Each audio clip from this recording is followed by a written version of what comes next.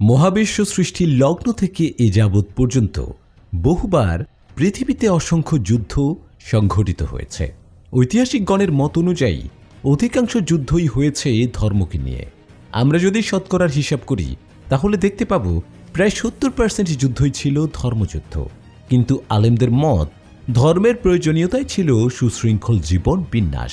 তেমনটি না হয়ে কেন এত রক্তপাত? আমাদের আজকের ভিডিওটি আপনাদের জন্য সাজিয়েছি ইতিহাসের সবচেয়ে বড় ধর্মযুদ্ধ ক্রুসেড নিয়ে।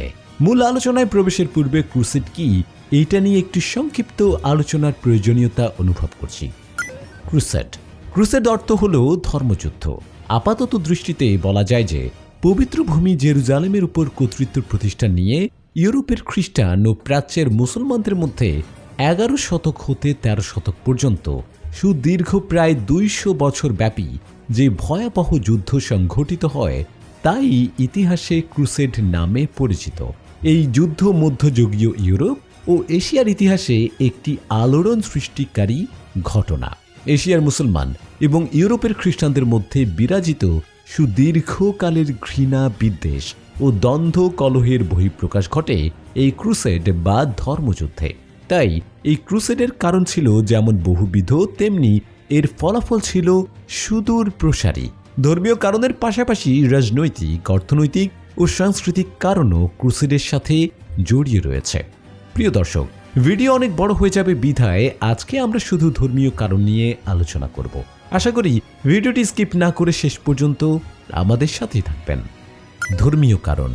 যীশুখ্রিস্টের জন্মভূমি জেরুজালেম নগরী খ্রিস্টানদের নিকট একটি পবিত্র স্থান রূপে বিবেচিত হতো। প্রতি বছর বিপুল সংখ্যক খ্রিস্টান তীর্থযাত্রী তীর্থকর্ম সমাধি করতে জেরুজালেম আসত। খলিফা হজরত ওমরের সময়ে 634 থেকে 644 এই 10 বছরে ইসলাম ধর্মের ব্যাপক সম্প্রসারণ শুরু হলে আমর ইবনে আল আস সর্বপ্রথম খ্রিস্টানদের নিকট হতে প্যালেস্টাইন দখল করে নেন।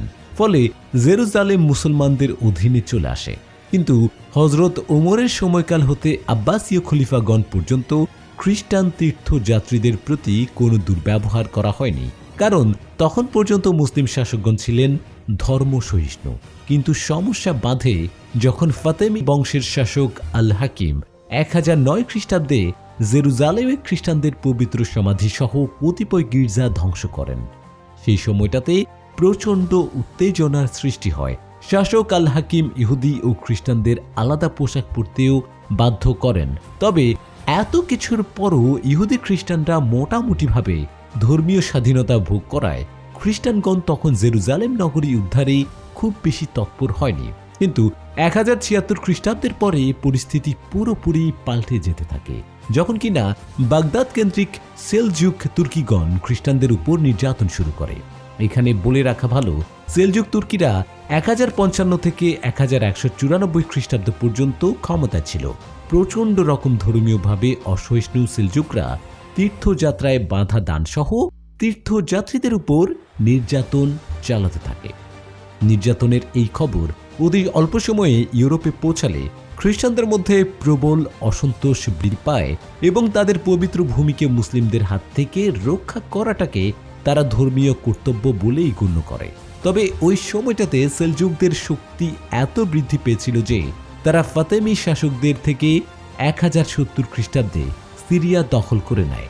তীর্থযাত্রীদের উপর নির্যাতন নিয়ে যখন পুরো ইউরোপ উত্তাল, ঠিক সেই সময়ে অর্থাৎ 1071 খ্রিস্টাব্দে সেলজুক তুর্কিগণ ইউরোপের দিকে বিজয়াভিযান পরিচালনা করে বাইজেন্টাইল সাম্রাজ্যের অংশ বিশেষ দখল করে নেয়। এর ফলে ইউরোপের আতঙ্ক ছড়িয়ে পড়ে এবং তাদের মধ্যে ধর্মযুদ্ধের অনুপ্রেরণা সৃষ্টি হয়। এই অবস্থায় পোপের নেতৃত্বে ইউরোপীয় খ্রিস্টানগণ ধর্মযুদ্ধে অংশগ্রহণ করে। খ্রিস্টান ধর্মযাজকেরা যুদ্ধে অংশগ্রহণকারীদের কর ঋণদান হতে রেহাই এবং প্রাণ বিসর্জনকারীদের পাপ মুক্তির আশ্বাস দেন। ফলে জেরুজালেম উদ্ধারের সংকল্প নিয়ে 1096 খ্রিস্টাব্দে ইউরোপীয় খ্রিস্টানগণ এশিয়া মাইনরের দিকে যাত্রা শুরু করে।